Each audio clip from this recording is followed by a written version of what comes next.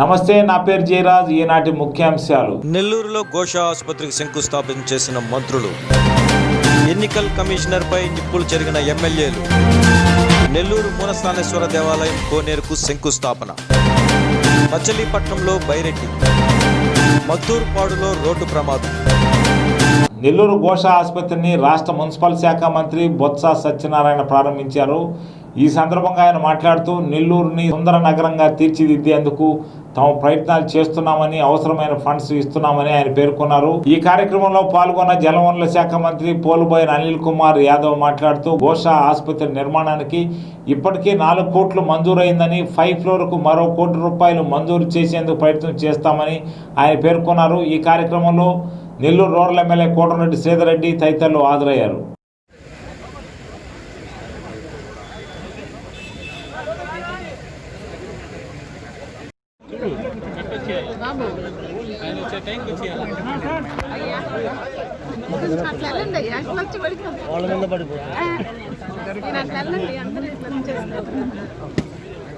Phone hello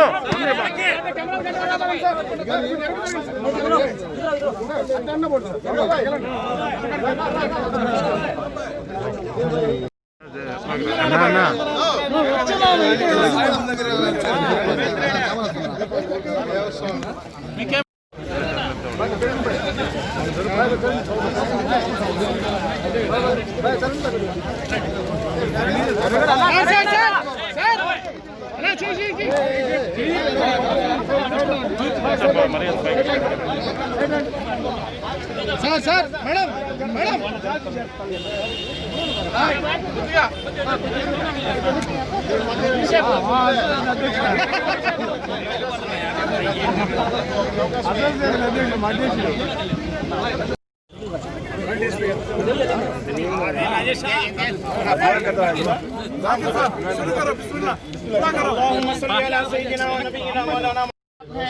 जानदार बेजान को पैदा करने वाले आप हैं।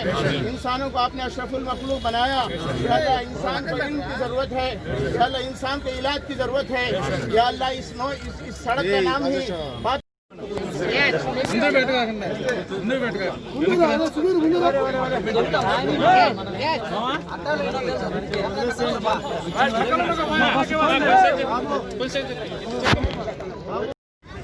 కాబట్టి ముఖ్యమంత్రి గారు వెళ్ళి అడగడం జరిగింది. బొత్సానని కూడా మాకు దీనికి సంబంధించి మొట్టమొదటి ప్రయారిటీ కింద మాకు నిధులు కేటాయించాలని చెప్పగానే దాదాపు 4 కోట్ల పైచీలకతో ఘోష హాస్పిటల్కి సంబంధించి కేటాయించడం జరిగింది. వాస్తవాన్ని 1 నెల క్రితమే ప్రారంభించుకోవాలి. కానీ కొన్ని కారణాల వల్ల, ఎందుకంటే మంత్రి గారి చేతుల మీదుగానే దీనికి శంకుస్థాపన జరగాలనుకున్నాం. కాబట్టి అన్నని ఈరోజు టైం తీసుకొని ప్రాంతంలో ఉన్న 2 తారీఖు ముఖ్యంగా ముస్లిం సోదరులు సోదరులు అనాదిగా ఏదో ఇవాళ నిన్న ఎప్పటి నుంచో దశాబ్ద కాలంగా వాళ్ళు చదువుతున్నారు.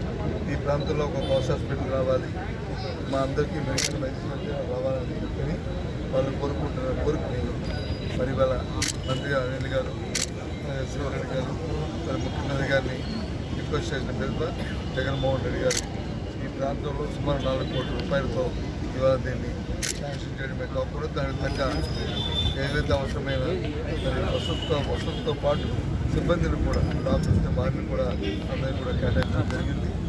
దాంతోపాటు ఇవాళ వచ్చిన సందర్భంగా ఈ ప్రాంతానికి నెల్లూరు జిల్లాలో ముఖ్యంగా నెల్లూరు పట్టణంలో శివాలయం దగ్గర ఒక కోనేరుని ఇంతకుముందు గత ప్రభుత్వంలో దాన్ని ప్రారంభించారు. కానీ ఆతృతతో ప్రారంభించారు, కానీ దానికి సరైన ఒక కార్యాచరణ లేకపోవడంతో దాని అందరితో అసంతృప్తిగా ఉండిపోయిన నేపథ్యంలో మరి ఈ మంత్రి గారి తాలూకా కోరిక మేరకు వారి తాలూకా దాన్ని పూర్తిగా కూడా అభివృద్ధి చేయాలని చెప్పిన పిలువ దాన్ని ఇంకో 3,50,00,000 రూపాయలు దాన్ని కేటాయించి దాన్ని అసంతృప్తిగా ఉన్న ఆ కోనేరుని పూర్తి చేయడానికి మనం నిర్ణయించుకున్నాం. త్వరలోనే 2-3 నెలలు ఉన్నాయి, దాన్ని పూర్తి చేసి ఆ ప్రాంతంలో ఉన్న ఆ శివాలయం పక్కన ఇంకో రామాలయం వేణుగోపాల స్వామి వాళ్ళందరికీ వచ్చిన భక్తులందరికీ వాళ్ళ ఆహ్లాదంగా ఉంటే వాళ్ళకి సదుపాయం జరిగేటట్టు మళ్ళీ అక్కడ కోనేటిలో ఉన్న నీరు పరిశుభ్రంగా ఉండేటట్టు రీసైక్లింగ్ చేస్తూ పరిశుభ్రంగా ఉండే ఏర్పాట్లు కూడా మరి కార్పొరేషన్ చేపడుతున్న విషయాన్ని కూడా మరి ఏపీ ఎన్నికల కమిషన్ నిమ్మగడ్డ రమేష్ వ్యవహరించిన తీరు సక్రమంగా లేదని పెడన ఎమ్మెల్యే జోగి రమేష్ ఆరోపించారు. ఆయన నోటిఫికేషన్ విడుదల సందర్భంగా చుట్టూ గ్లాస్ పెట్టుకొని నోటిఫికేషన్ విడుదల చేశారని, కరోనా వల్లే గ్లాస్ పెట్టుకున్నారని, రాష్ట్ర ప్రజలు ఏమైపోయినా పర్వాలేదు తాను మాత్రం గ్లాస్ పెట్టుకొని ఎన్నికలను నిర్వహించాలని కోరుకోవడం మంచి పద్ధతి కాదని ఆయన విమర్శించారు. స్టేట్ ఎలక్షన్ కమిషన్ మాట్లాడిన ప్రెస్ మీట్లో లేదు. చంద్రబాబు నాయుడు ప్రెస్ మీట్ లాగా ఒక రాజకీయ నాయకుడు ప్రెస్ మీట్లో ఈరోజు ఒకటే చెప్తాను, నువ్వు ప్రెస్ మీట్ పెట్టినప్పుడు కరోనాకి భయపడి గ్లాస్ అడ్డం పెట్టుకుని నువ్వు ప్రెస్ మీట్ పెట్టావు. నువ్వు మాట్లాడినప్పుడు భయపడుతూ కరోనా వల్ల ఇబ్బంది ఉంది కాబట్టి నువ్వు ఆ గ్లాస్ అడ్డం పెట్టుకొని గ్లాస్ అవతల నుంచి నువ్వు మాట్లాడావు. ఈ రోజున నువ్వే అంత భయపడి నక్కి ఎలక్షన్ కమిషనర్ భయపడి విలేకరులతో మాట్లాడుతున్నప్పుడు భయపడిపోయిన అంత మాట్లాడిపోయిన నువ్వు కరోనా వచ్చిందేమో అని చెప్పేసేమో చంద్రబాబు నాయుడు పారిపోయాడు హైదరాబాదు. కరోనా ఉందని చెప్పేసి ఈ ఎలక్షన్ కమిషనర్ గారేమో నిమ్మగడ్డ రమేష్ కుమార్ చౌదరి గారేమో భయపడి మాట్లాడుతూ ఉన్నాడు. నువ్వు ఎట్లా ఎలక్షన్ పెట్టమంటావా? నువ్వు ఎట్లా ఎలక్షన్ పెట్టమంటావు? ఎలక్షన్కి ప్రజలను ఎట్లా సమాయత్తం చేస్తావు? ఒక పక్కేమో ఉద్యోగస్తులంతా కూడా మూకుమ్మడిగా కరోనా వ్యాక్సిన్ ప్రక్రియ నడుస్తూ ఉంది. ఈ రోజున్న పరిస్థితుల్లో మేము ఎన్నికల ఏర్పాట్లకి మేము సన్నద్ధంగా లేము, ఎన్నికల ప్రక్రియలో మేము పాల్గొనలేమని చెప్పేసి ముక్త కంఠంతో చెప్తూ ఉంటే ప్రజలందరూ కూడా ఈరోజు ఒకే మాట చెప్తా ఉన్నారు, ఈరోజు కరోనా ఇబ్బందుల వల్ల ఉన్నాం, వ్యాక్సినేషన్ ప్రక్రియ జరుగుతూ ఉంది, తొందరగా వ్యాక్సిన్ వస్తే మేము కూడా బయటకు వచ్చి ఎన్నికలకు సిద్ధమని చెప్పేసి వాడు చెప్తాం.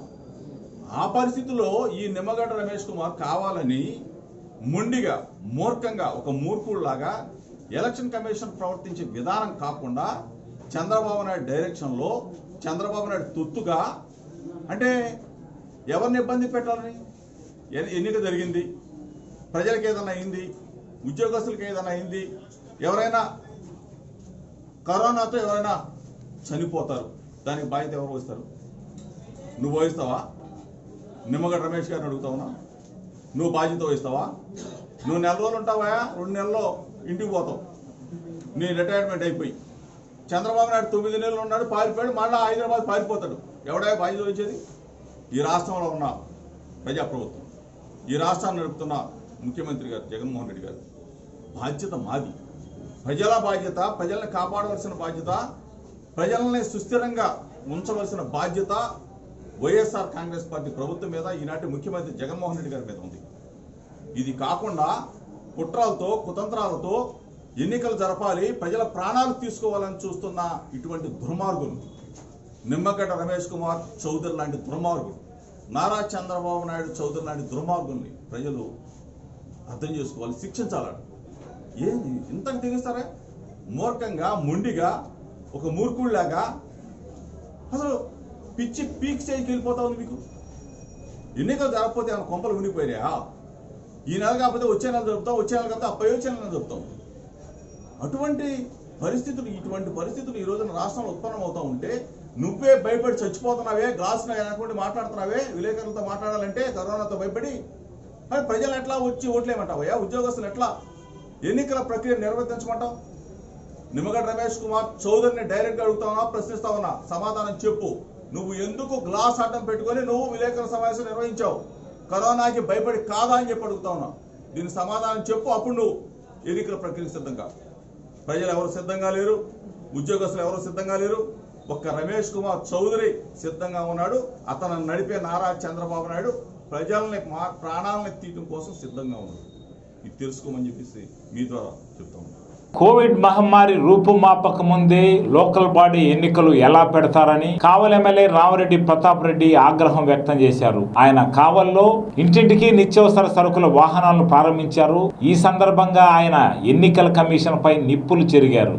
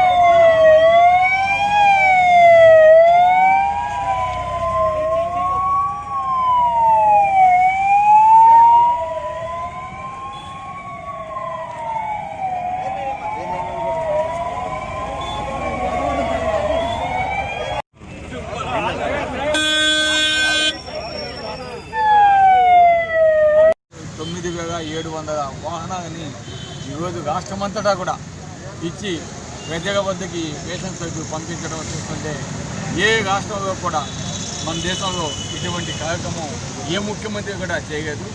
ఈరోజు జగన్మోహన్ రెడ్డి గారు చేస్తున్న ఈ కార్యక్రమాన్ని చూసి ఇతర రాష్ట్ర ముఖ్యమంత్రులు కూడా మనం కూడా అదేవిధంగా ఇద్దాము అని ఈరోజు వాళ్ళలో ఒక ఆలోచన రావడం నిజంగా మన నాయకుడు మన ముఖ్యమంత్రి గారు చేసిన ఈ కార్యక్రమం నిజంగా గర్వించదగ్గ విషయం.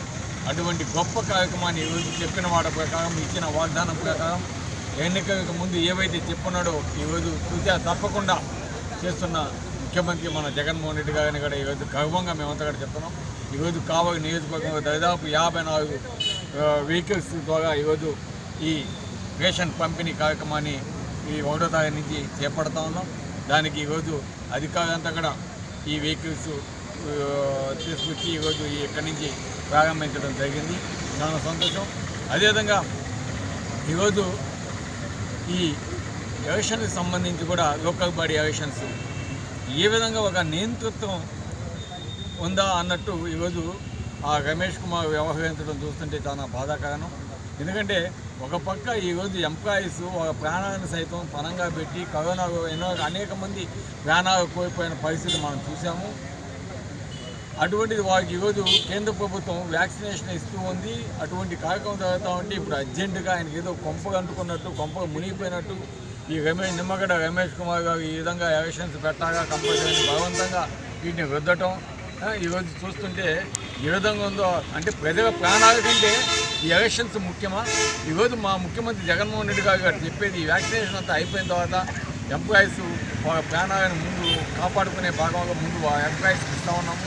వాటన్నింటినీ అయిపోయిన తర్వాత ఒక 2-3 నెలలుగా మనం పెట్టుకోవచ్చు అని చెప్పినా కూడా వినకుండా ఒక నియంతగా ఈరోజు ఆయన వ్యవహరించడం చూస్తుంటే చాలా బాధగా ఈరోజు ఎంప్లాయీస్ కూడా ఆయన కోఆపరేషన్ చేసే పరిస్థితిలో లేదు. ఎందుకంటే వాళ్ళు ప్రాణాలే ముఖ్యం అన్న రీతిలో వాళ్ళంతా కూడా చెప్తా ఉంటే ఈరోజు ఈ విధంగా కోర్టుకు పోయి ఆర్డర్స్ తీసుకొచ్చి మేనేజ్ చేసి చంద్రబాబు నాయుడు వాళ్ళంతా ముమ్ముక్కై ఈ విధంగా చేయడం కూడా దాని ఏదేమైనా కూడా ఇటువంటి ఎలక్షన్ ఆఫీసు తక్షణమే రిజైన్ చేయాలి.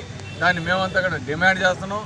ఇటువంటి నియంతని ఇటువంటి ఎలక్షన్ కమిషనర్గా ఉంచడం మా రాష్ట్రానికి పట్టిన దరిద్రం అని కూడా తెలియజేస్తున్నాం. నెల్లూరులో మూలస్థానేశ్వర స్వామి దేవాలయం కోనేరుకు రాష్ట్ర మంత్రులు బొత్స సత్యనారాయణ, పోలుబోయిన అనిల్ కుమార్ యాదవ్ శంకుస్థాపన చేశారు. ఈ కోనేరు గత కొంతకాలంగా మూలపడిపోయిందని దీని పునరుద్ధరణ అవసరం అన్న ఉద్దేశంతో ఈ కార్యక్రమాన్ని నిర్వహిస్తున్నట్టు వారు పేర్కొన్నారు. కోనేరు అభివృద్ధికి ప్రయత్నం చేస్తామన్నారు.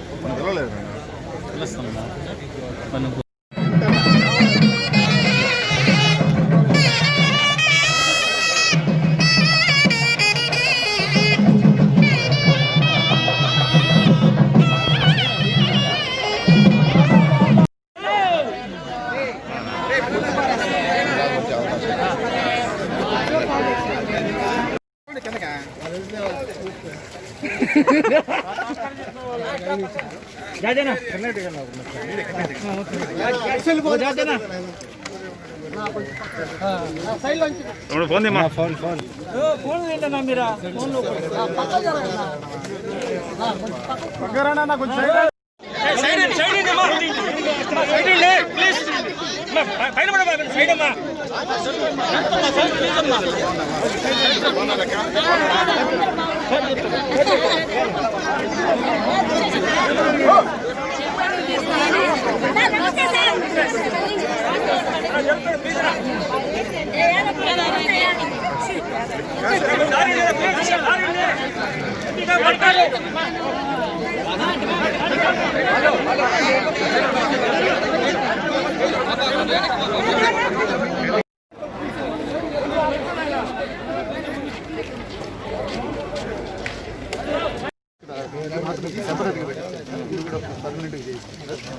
ఓవరాల్గా చిన్న బాడీ వాళ్ళు వచ్చి మళ్ళీ ఎంఎస్పీ ఇక్కడ ఒక చిన్న ఇది సార్ దీన్ని మనము వాటర్ సప్లై నాకు మెయిన్ సార్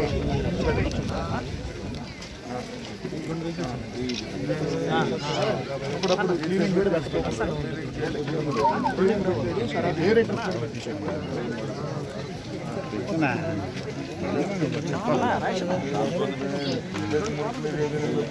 ఇప్పటికప్పుడు క్లీనింగ్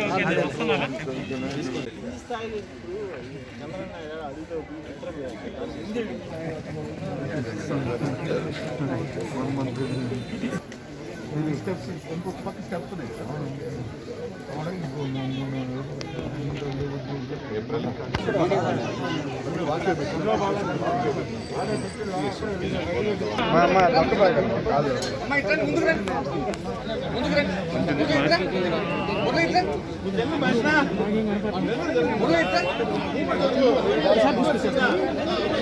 చాలా మంది కనిపించారు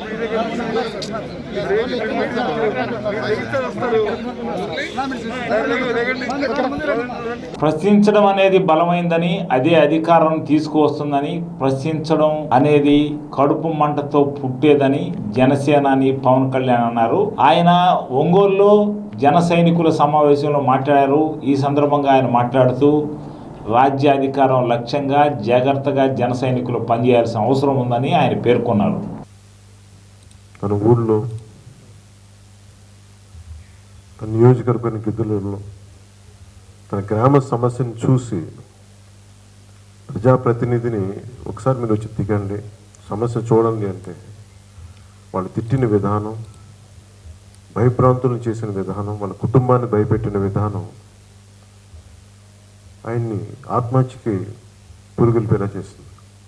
ఒక మనిషి ఆత్మహత్య ఎందుకు చేసుకుంటాడు? లాస్ ఆఫ్ హోప్ అంట.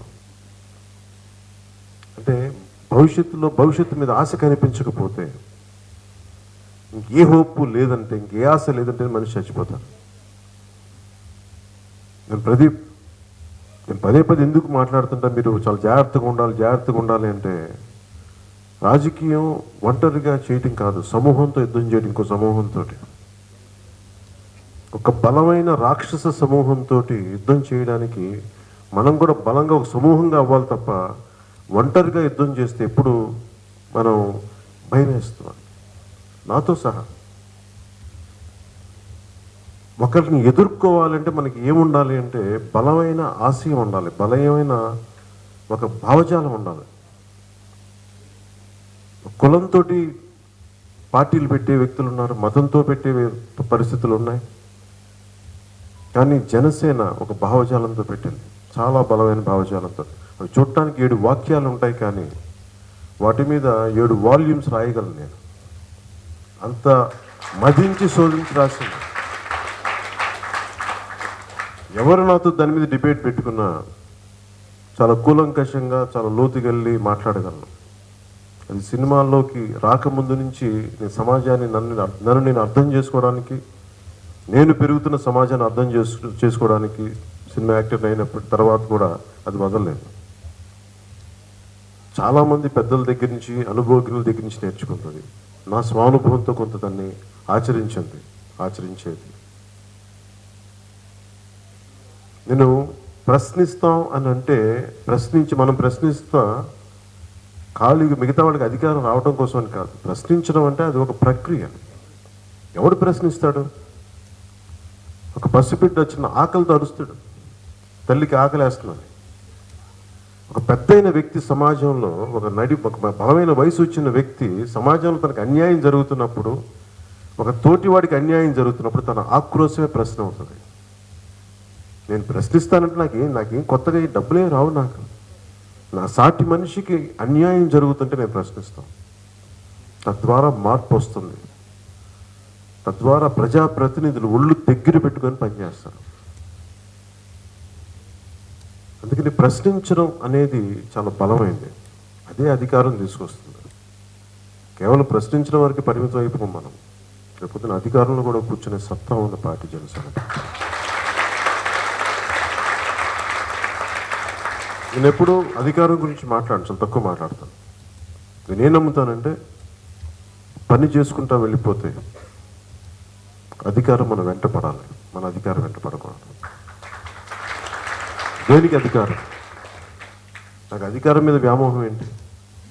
నాకు డబ్బు సంపాదనకి ఇబ్బంది లేదు, గుర్తింపుకి ఇబ్బంది లేదు, ప్రేమకి అసలు అంతకంటే ఇబ్బంది లేదు.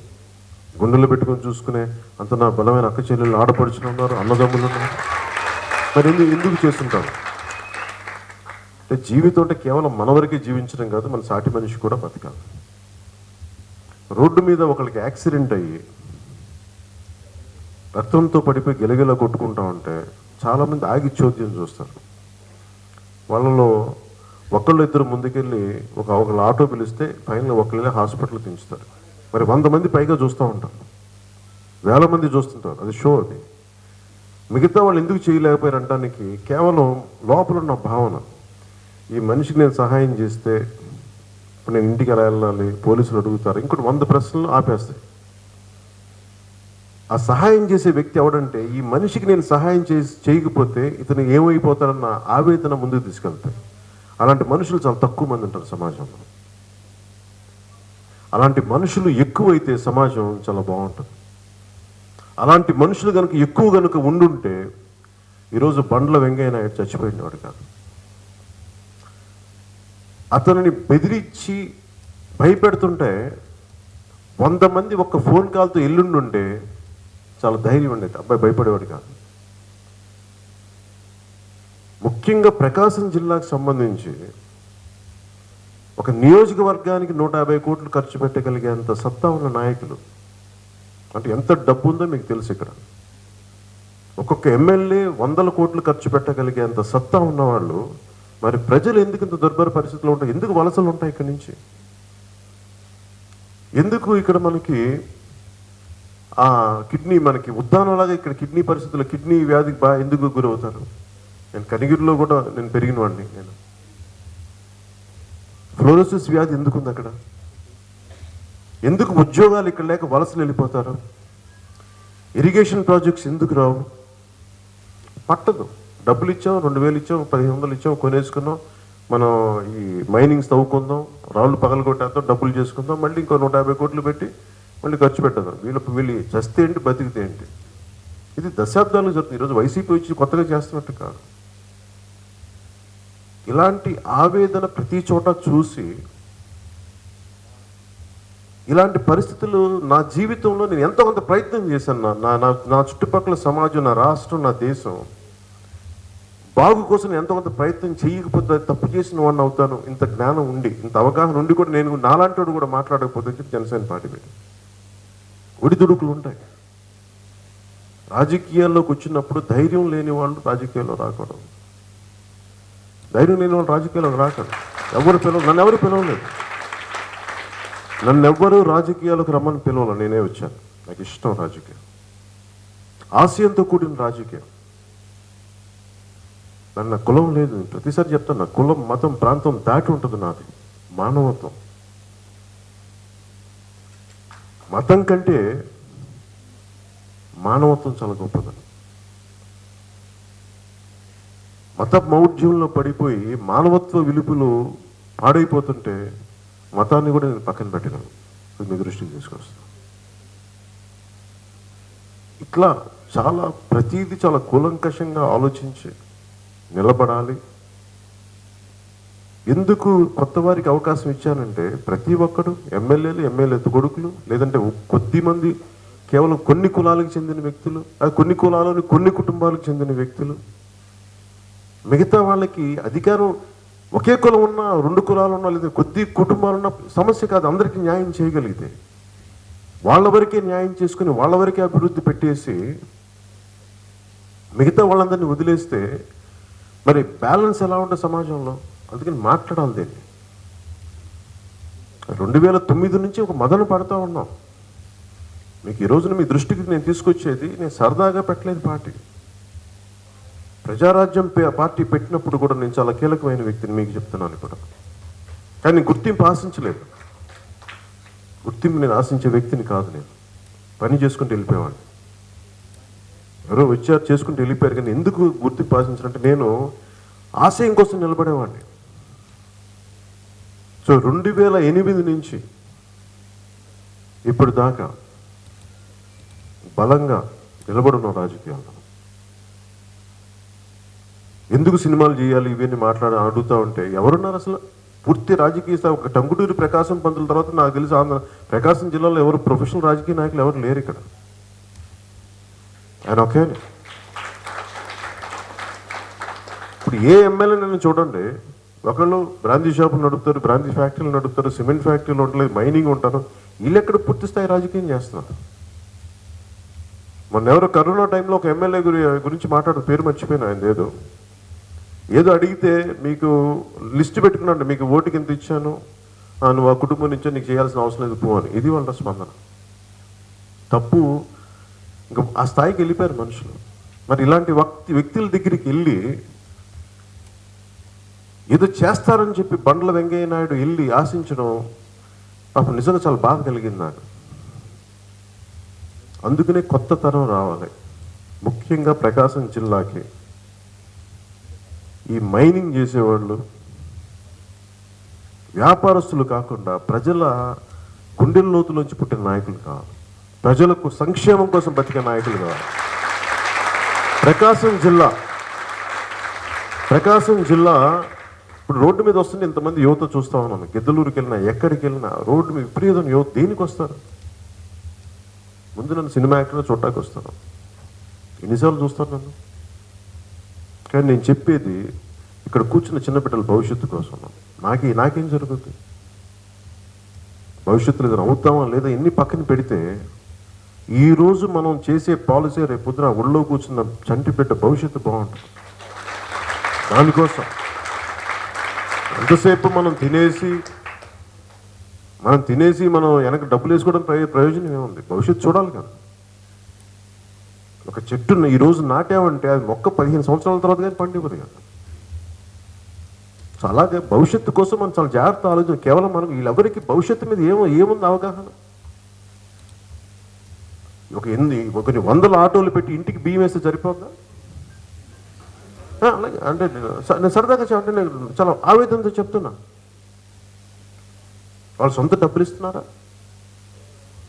మనందరం ట్యాక్సులు, మీరు ఒక బియ్యం పప్పు కొంటే దాని మీద వేసిన ట్యాక్సులు అన్నీ కలిపి వాళ్ళ జేబులోంచి డబ్బులు ఇస్తున్న భావంతో మనం గడుపుతున్నాం. మనం ఎంతసేపు బిచ్చగాళ్ళలో కూర్చున్నాం. అది మారాల ఆలోచన మారాలి. వాళ్ళెవరు ఇవ్వడానికి? నాయకత్వం కష్టమే. బాధ్యత తీసుకోవడం కష్టమే. పొలిటికల్ పార్టీ నడపడం కష్టమే. జనసేన పార్టీ పెట్టాను. నేను ఎక్కడి నుంచి, వేరే దేశాల నుంచి వచ్చాను, లేదంటే ఎక్కడ కూర్చొని పెద్ద కుటుంబాల నుంచి వచ్చాము, లేదే పక్కన ఉన్న గోపాల్ నగరం నుంచి వచ్చాము. మేము కూడా లవ్పేటలోనే పెరిగామే, కనిగిరిలోనే పెరిగామే. అంటే మీకేమవుతుందంటే నేను చేయగలిగింది మీరెందుకు చేయలేను? నేను ఒక పార్టీ పెట్టి ఈ స్థాయికి రాగలను, మీరెందుకు రాలేరు? నేనైనా ప్రత్యేకించి పెట్టి పుట్టానా మీకంటే? మీరు అనుకోవట్లేదు, నేను అనుకున్నాను. అంతే తేడా మన ఇద్దరి మధ్యలో. మీరు అనుకోండి. ప్రకాశం జిల్లాలో మారాలి, ఈ రాజకీయం మారాలి, అనుకోండి. మీరు ఎవరికి భయపడాల్సిన అవసరం లేదు. మీకు నేను రెచ్చగొట్టలేక కాదు. ఎవరు ఆపగలరు నన్ను? నా జన సైనికులకి, నా బిడ్డలకి అన్యాయం జరిగితే ఖాళీగా కూర్చొని చేతులు కట్టుకుని కూర్చునే వ్యక్తులు అనుకున్నారా వీళ్ళు? రక్తం మరగదా? కోపం రాదా?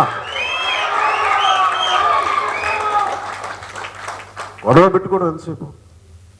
కానీ ప్రజాస్వామ్యబద్ధంగానే మాట్లాడాలి.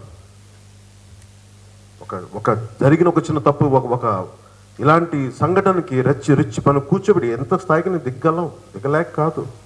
ఇలా పెట్టి పుట్టారా వీళ్ళు? వైసీపీలో ఉండే కార్యకర్తలు కూడా చెప్తున్నారు, నాకు మీ మీద ద్వేషం లేదు, మీ నాయకుల మీద ద్వేషం లేదు, వ్యక్తిగతంగా మాకు మీ మీద ఎటువంటి ద్వేషం ఉండదు, జగన్ రెడ్డి గారి మీద కానీ నాయకుల మీద కానీ. మేము కోరుకునేది మీరు బాధ్యతగా ఉండండి. అరే ప్రధానమంత్రి నరేంద్ర మోదీ గారిని అంటా ఉంటారే, ఆయనే భరిస్తున్నారే, అలాంటిది మీకు ఒక ఎమ్మెల్యేని ఇలా అంటే భరించలేరా మీరు? అంత ఒళ్ళు చీలు పడిపోద్దా మీకు? దానికోసం మీ కార్యకర్తలు ముందు వచ్చి మామూలు బెదిరిస్తారా? ఎంతమందిని బెదిరిస్తారా మీరు? ఎంతమందిని బెదిరిస్తారా? రానా, నేను రోడ్ల మీదకి రానా, వచ్చి మీ ఇళ్ల ముందు కూర్చోనా? దమ్ముందా మీకు? రోడ్ల మీదకి వచ్చి మీకు కావాలా, మీకు అలాంటి యుద్ధం కావాలా? నేను చాలా బలమైన యుద్ధం ఇస్తాను, వెనక్కి మీరు రిగ్రెట్ అయ్యే యుద్ధం ఇవ్వగలను, గుర్తుపెట్టుకోండి. పశ్చాత్తాపానికి కూడా అవకాశం ఉండదు, అలాంటి యుద్ధం ఇవ్వగలను. మీరు అలాంటి యుద్ధమే కావాలి అంటే బలమైన యుద్ధం ఇవ్వగలను, మర్చిపోకండి అది. మీరు ఒళ్ళు దగ్గర పెట్టుకొని ఉండండి ఒక్కొక్క వైసీపీ నాయకులు. మర్యాదగా మాట్లాడతాం, మర్యాదగా మాట్లాడతాం, మర్యాదగా మాట్లాడతాం, చాలా పద్ధతిగా ఉంటాం. పదే పదే ఇలా చేస్తే దానికి ఎలా స్పందించాలో కూడా మాకు బలంగా తెలిసిన వాళ్ళని గుర్తుపెట్టుకోండి.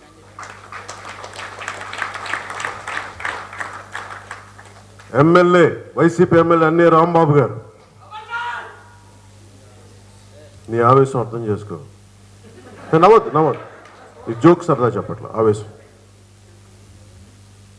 గతంలో పిఆర్పిలో గెలిచిన ఎమ్మెల్యే, పిఆర్పితో వచ్చిన ఆయన ఎమ్మెల్యే. అలాంటిది మేము వచ్చి మా ద్వారా వచ్చి ఈరోజు మమ్మల్ని చంపేస్తానంటే మేము ఊరుకుంటామా? ఈరోజు మీకు చెప్తున్న మాట, వచ్చే ఎన్నికల్లో మీరు ఎలా గెలుస్తారో మేము చూస్తాం. మీరు అసెంబ్లీలోకి అడుగు పెట్టకుండా చూసుకునే బాధ్యత మేము చూసుకుంటాం. మాట, మీరు 100 కాదు, 150 కాదు, 350 కోట్లు ఖర్చు పెట్టుకోండి, మీరు అసెంబ్లీలోకి అడుగు పెట్టకుండా చూసే బాధ్యత మేము చూసుకుంటాం.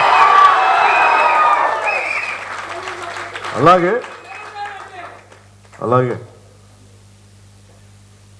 మీరు కూర్చోబెట్టి ఒక్కొక్కరికి ఇలాంటి రెచ్చగొట్టే ఉపన్యాసాలు, రాజకీయాలు చేయాలంటే అవి నేను చేయగలను. చాలా ఆవేదనతో మాట్లాడుతున్నాను. ఈ రోజు నుంచి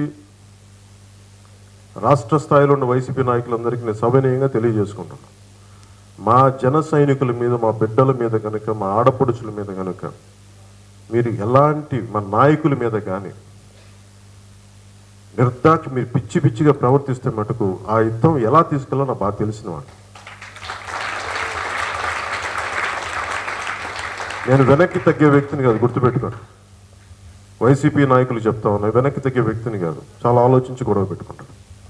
గొడవ పెట్టుకుంటే మటుకు ఎవరిదో ఒకళ్ళు తల తెగిపోవాలి, గుర్తుపెట్టుకోండి. చాలా ఎందుకంటే ఈరోజు ఒక నిండు 100 ఏళ్ళ బతకాల్సిన బిడ్డని మీరు చంపేశారు, మీరు వైసీపీ నాయకులు. నిండు నీరు, ఇందాక మనోహర్ గారు చెప్పినట్టు కన్నా మాకు 25 కేజీల బియ్యం కాదన్న 10 సంవత్సరాల భవిష్యత్తు. అరే మీరు ఒక మొగ్గలో మా వాడిని చంపేశారు, మీరు చిదివేశారు. మీరు ఆ బాధ నేను మర్చిపోలేను. ఆ ఆవేదన నా గుండెలు తాగుతుంది, నరాన్ని పొంగుతుంది, నాకు మర్చిపోలేము. మేము ఏం తప్పు చేశాడు? మీలాగా వేల కోట్లు తినేశాడా? అడ్డగోలుగా మైనింగ్లు చేశాడా? ఏం అడిగాడు? రోడ్డు ఏం లేదా? ఒకసారి చూడండి. దాన్ని బెదిరించేస్తారా మీరు? నిస్సహాయం చేస్తారా మీరు? ఇదే మీరు చేసేది? ఇదే మీ అధికారం? మీకు ఇచ్చిన అధికారం ఇస్తే ఇదా మీరు చేసేది? చాలా ఆవేదన కలుగుతుంది. అందుకే నేను ఒకటే చెప్తా ఉన్నాను, ఆయనకి ఆత్మకి శాంతి చేకూరాలి. నిజంగా ఆత్మకి శాంతి చేకూరాలి అంటే భవిష్యత్తులో ఆ ఎమ్మెల్యేని ఖచ్చితంగా ఓడిస్తుంది. అది నిజమైన ఆత్మ. సో భవిష్యత్తులో మీకు అండగా ఉంటామని తెలియజేసుకుంటూ, రేపు పొద్దున వెంకయ్యనాయుడు గారి తల్లిదండ్రులని, గ్రామస్తులందరినీ కలిసి వారితో మాట్లాడి ఎస్పీ గారి దగ్గరికి వెళ్ళి ఎవరైతే చేశారో వాళ్ళ మీద ఎలాంటి చర్యలు తీసుకుంటారు చట్టరీత్యా? ఒక్క నిమిషం కూర్చో. చట్టరీత్యా చర్యలు ఏం చేసుకుంటారు? ఇది మాట్లాడతాను, ఇది వినాలి మీరు. ఈ ఆవేశమే మిమ్మల్ని ఒక్కళ్ళు చేసే యుద్ధం కాదు, గుర్తుపెట్టుకోండి. ఒక్కళ్ళు చేసే యుద్ధం కాదు ఇది. ఆవేశంతో పని ఆలోచనతో చేయాలి. మీకు ఆవేశం ఉంది కానీ ఆలోచన లేదు మీకు. చెప్పేది వినండి. నీకు లోపల అలవాటు లేకపోతే ఎట్లా? మీకు అనుభవంతో చెప్తున్నాం కదా, దెబ్బలు దీని వచ్చాం. పౌరుషం ఉన్నవాళ్ళం. మాటలు పడుతాం. ప్రతి అడ్డమైన వ్యక్తి మాట్లాడుతాం. మాటలు పడట్లా. దేనికి పడుతున్నాం? మీ భవిష్యత్తు కోసం పడుతున్నాం మాట. గుర్తుపెట్టుకోండి.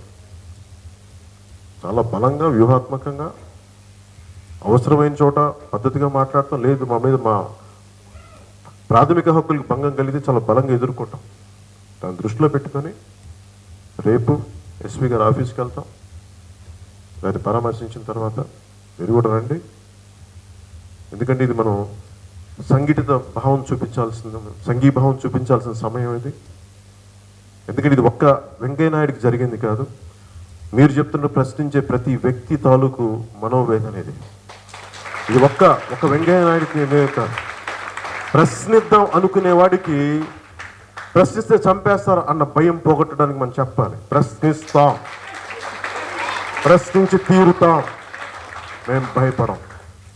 ఎంతమంది మీద మాట్లాడరు, ఎంతమందిని బెదిరిస్తారు చూద్దాం. మనము చూద్దాం. ఇలా దిగొచ్చారా ఏంటి? ఇలా కరుడు కవచకుండా అన్నట్టు ఇలా కవచకుండా వేసుకుని పుట్టారు వీళ్ళందరూ. మామూలు మాకు ఎలాంటి రక్త మాంసాలతో పుట్టారు, మీరు అంతే రక్త మాంసాలతో పుట్టారు. మీరేమైనా 1000 సంవత్సరాలు బతికే వ్యక్తులు కాదు. మీరు అందరిలా చచ్చిపోవాలి, గుర్తుపెట్టుకోండి. అంతేగాని మీరు డబ్బు, మదం, మాత్సర్యం ఎక్కి పిచ్చి పిచ్చి వేషాలు వేస్తే ఊరుకునే వ్యక్తులు కూడా కాదు. రోడ్ల మీదకి వస్తాం, గుర్తుపెట్టుకోండి. నేనేదో సరదాగా సినిమాలో కూర్చొని చేసి సినిమా డైలాగ్ చెప్పడం కాదు. నిజ జీవితంలో గొడవ పెట్టుకునే వ్యక్తిని గుర్తుపెట్టుకోండి.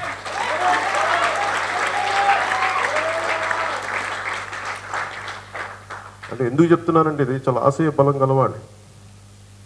అనవసరంగా కెలకం, అనవసరంగా రెచ్చగొట్టం. కానీ మా మీద పదే పదే చేస్తే మటుకు దీనికి పోలీస్ వ్యవస్థ కూడా చాలా బలంగా ఆలోచించాలి. వాళ్ళకు కూడా బాధ్యత ఉంది. ఎమ్మెల్యేలు, ఎంపీలు చెప్పినట్టుగా కీలు బొమ్మల్లో ఉంటే మరి మీరెందుకు? అందుకని ఎస్పీ గారికి కూడా రేపు విషయం తెలియచేస్తాం. వాళ్ళ కేసులు పెట్టాల్సిందే. ఈరోజు తప్పించుకున్న వాళ్ళ అధికార మదంతో భవిష్యత్తులో ఎలా తప్పించుకుంటారో మేము చూస్తాం. మా జన సైనికులు, మా ఆడపడుచులు పట్ట మీద ప్రతి దెబ్బ కాకినాడ నుంచి సహా ఈ రోజు దాకా నేను మర్చిపోలేదు, గుర్తుపెట్టుకోండి. నేను మర్చిపోను కూడా. ఎందుకంటే మేము చాలా పద్ధతిగా మాట్లాడేవాళ్ళం కదా. మాకు దెబ్బ తగిలితే మాకు తెలుసు ఎక్కడ. ఎలా మర్చిపోకుండా మేము మర్చిపోం. మీరు సరిదిద్దుకుంటారా? లేదంటే భవిష్యత్తులో మీకు ఇలాంటి గొడవలే కావాలంటే మీరు సై అంటే మేము సై. జాగ్రత్త.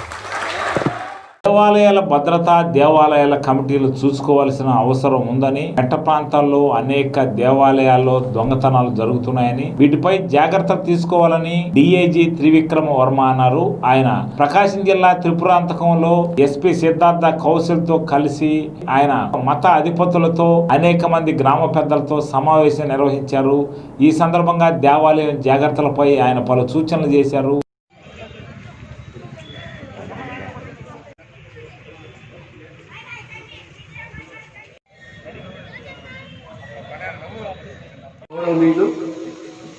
ఈనాటి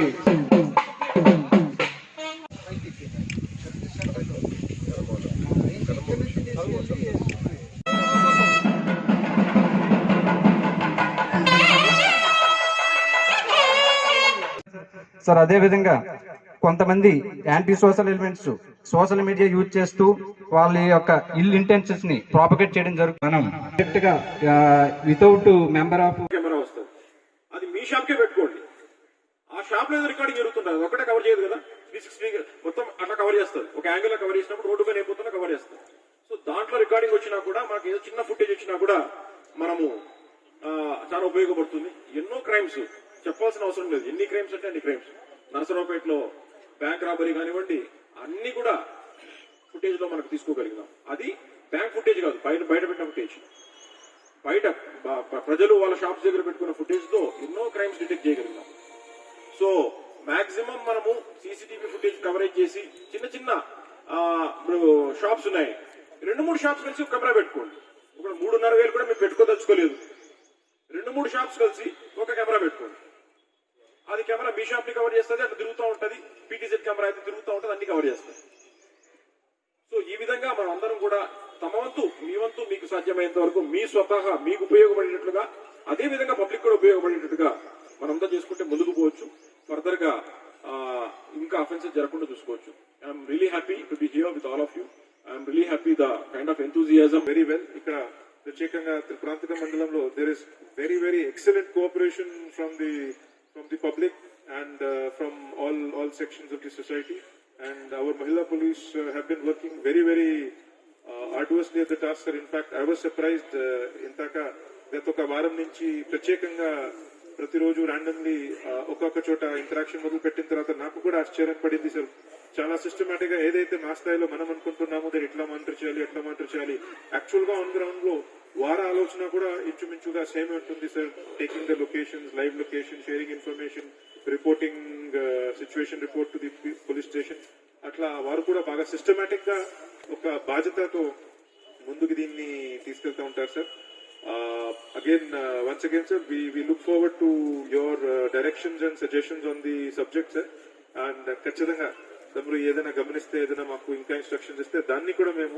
కృష్ణా జిల్లా మచిలీపట్నంలో స్టేడియం ఏర్పాటు అవసరం ఉందని నందికొట్కూరు వైసీపీ ఇన్ఛార్జి బైరెడ్డి సిద్ధార్థరెడ్డి అన్నారు. మచిలీపట్నంలో మంత్రి తనయుడు పేరుని కిట్టు ఏర్పాటు చేసిన క్రికెట్ టోర్నమెంట్ ప్రైజ్ డిస్ట్రిబ్యూషన్ కి ఆయన హాజరయ్యారు. ఈ సందర్భంగా ఆయన మీడియాతో మాట్లాడారు. తమ నియోజకవర్గానికి అవసరమైన సదుపాయాలు మంత్రి కల్పించాలని ఆయన కోరారు.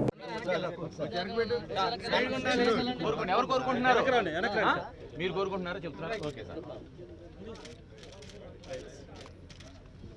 Toss 1 by head choice, toss 1 by head కేఆర్యు, toss 1 by win, ball first batting రెడీగా నుంచో.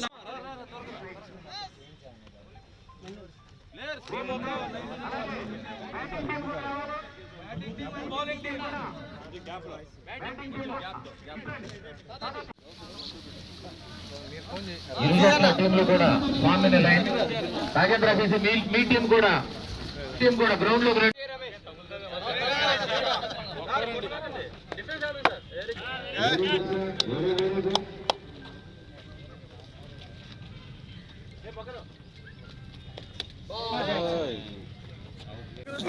క్రికెట్ స్టేడియం ఏర్పాటు చేయాల్సినటువంటి ఆవశ్యకత, అవసరం ఎంతుందని చెప్పి మచిలీపట్నానికి కానీ ప్రభుత్వానికి కానీ పెద్దలకు కానీ తెలియాలనే ఉద్దేశంతో ఇక్కడ వైఎస్ఆర్ పీకేఎం క్రికెట్ టోర్నమెంట్ని ఇంత పెద్దగా ఆర్గనైజ్ చేయడం జరిగింది.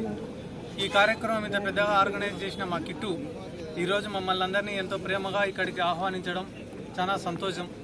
మేమందరం ఇక్కడ రావడానికి గల కారణం ఏమంటే, మేమందరం కూడా వైఎస్ఆర్ కాంగ్రెస్ పార్టీ, వైఎస్ఆర్ కుటుంబం. అందరం కూడా ఈరోజు ఎక్కడో నందికొట్కూరులో ఉండే నన్ను ఇక్కడికి పిలిచినారంటే కానీ వాళ్ళకున్న ప్రేమ కానీ మా పైన చూపించిన ఇష్టం కానీ ఈరోజు మమ్మల్ని ఇంత దూరం వచ్చేటట్లు చేసినాయి. దాని వల్ల మేమందరం వాళ్ళకు కృతజ్ఞతలు తెలుపుకుంటూ, రేపు రాజకీయంగా కూడా వాళ్ళకు ఏం అవసరం పడినా కూడా మా తరఫున ఎంతో కొంత 5 ఓట్లనో 10 ఓట్లనో ఇన్ఫ్లుయెన్స్ చేయగలిగే శక్తి మాకుంటే వచ్చి ఖచ్చితంగా మీకోసం కూడా పనిచేసేదానికి సిద్ధంగా ఉన్నామని, అదే రకంగా మా పేరుని వెంకటరామయ్య గారు మా నందికొట్కూరు నియోజకవర్గానికి సంబంధించిన పనులు కూడా మాకు చేసి పెట్టాలని చెప్పి మనస్ఫూర్తిగా కోరుకుంటూ, రేపు ముందర జరగబోయే ఎన్నికలన్నింటిలో కూడా యువకులను ప్రోత్సహించి జగనన్న అనేక అవకాశాలు ఇస్తున్నాడు కాబట్టి రాబోయే తరం మొత్తం కూడా యువకులదే అని చెప్పి మరొకసారి తెలియజేసుకుంటూ సెలవు తీసుకుంటాం. రోడ్డు భద్రతని ప్రతి ఒక్కరూ పాటించాల్సిన అవసరం ఉందని కావలి ఎమ్మెల్యే రామిరెడ్డి ప్రతాప్ రెడ్డి అన్నారు. ఆయన కావల్లో ఉదయగిరి రోడ్లో రోడ్డు భద్రతా వారోత్సవాల్లో పాల్గొన్నారు. ఈ సందర్భంగా రోడ్డుపై వివిధ వాహనాలు నడుస్తున్న నేపథ్యంలో వీటి జాగ్రత్తలు తీసుకొని డ్రైవర్లు జాగ్రత్తగా ప్రవర్తించాల్సిన అవసరం ఉందని ఆయన పేర్కొన్నారు. ఈ కార్యక్రమంలో రవాణా శాఖ అధికారి బాలమురళి తదితరులు హాజరయ్యారు.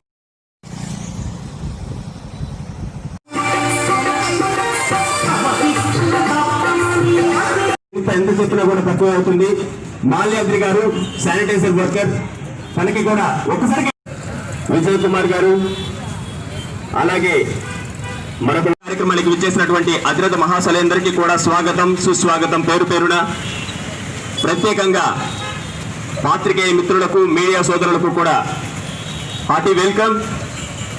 మనం చాలా ఫంక్షన్స్ జరిగేటటువంటి ప్రతి కార్యక్రమానికి కూడా ట్రాఫిక్ భద్రతలను కాపాడేటటువంటి పోలీస్ యాజమాన్యానికి మరొకసారి ప్రత్యేక కృతజ్ఞతలు తెలియ కార్యక్రమానికి విచ్చేసినటువంటి అధిరథ మహాశలందరికీ కూడా స్వాగతం సుస్వాగతం పేరు పేరున. ప్రత్యేకంగా పాత్రికేయ మిత్రులకు మీడియా సోదరులకు కూడా హార్టీ వెల్కమ్. మనం చాలా ఫంక్షన్స్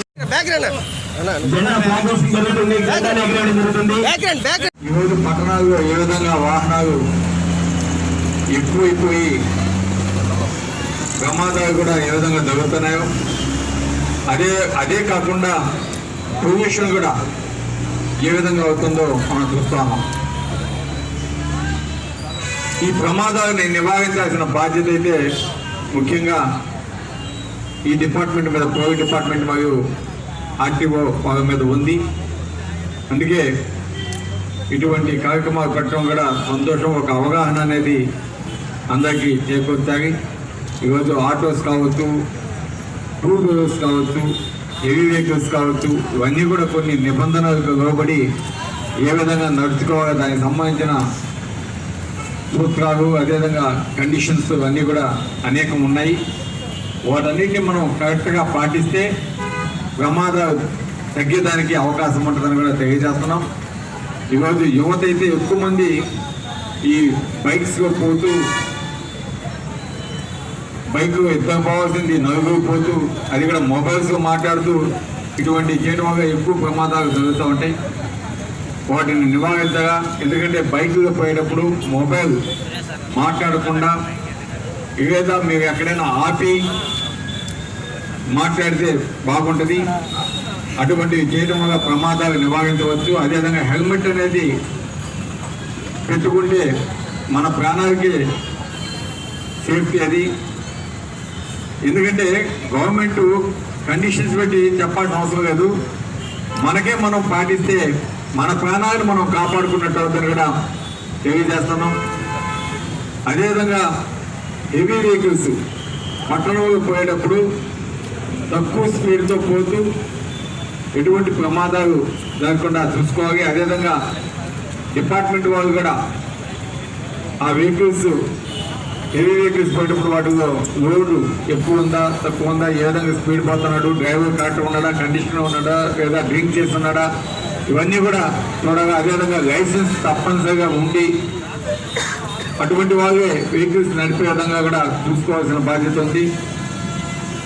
ఈరోజు మనం ఎంత జాగ్రత్తగా ఇటువంటి ప్రికాషన్స్ తీసుకుంటామో అప్పుడే ప్రమాదాలు నివారించవచ్చు. అదేవిధంగా ప్రభుత్వం సైడ్ నుంచి కూడా, ఎందుకంటే మేము ప్రస్తుత గవర్నమెంట్లో ఉన్నాం, అయినా కూడా ప్రభుత్వం కూడా ఈ రోడ్డు అనేది ఎక్కడ గుంటలు మిట్టలు లేకుండా రోడ్డు పక్కన లెవెల్స్ కూడా కరెక్ట్గా ఉండేది, బ్యాంక్స్ అన్ని కూడా లెవెల్స్ కరెక్ట్గా ఉండేటట్టు, రోడ్డు మార్జిన్ బాగా ఉండేటట్టు ఇవన్నీ కూడా చూడాల్సిన బాధ్యత మా మీద ఉంది. తప్పకుండా అవన్నీ కూడా జగన్మోహన్ రెడ్డి గారు ప్రభుత్వాలు తప్పకుండా అవన్నీ కూడా బాగా ఉండేటట్టు చేస్తామని కూడా తెలియజేస్తున్నాం. అదేవిధంగా ఇప్పుడు నేషనల్ హైవేస్లో అనేక టోల్ ప్లాజాలు అవుతున్నాయి.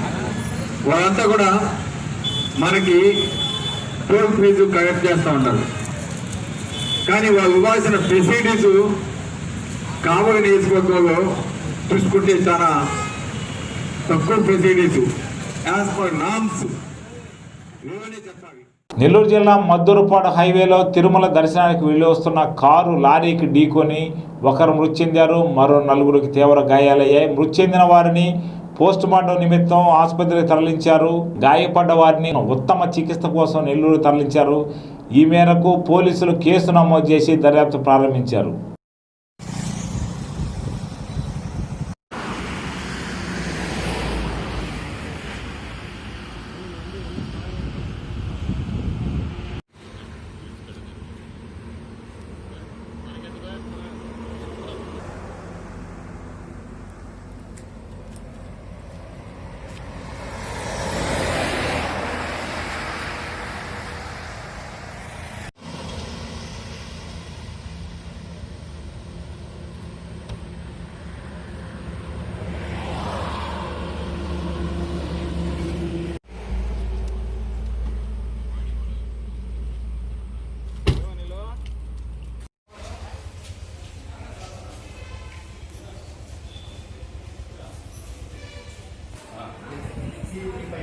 కాలేజ్ పెట్టు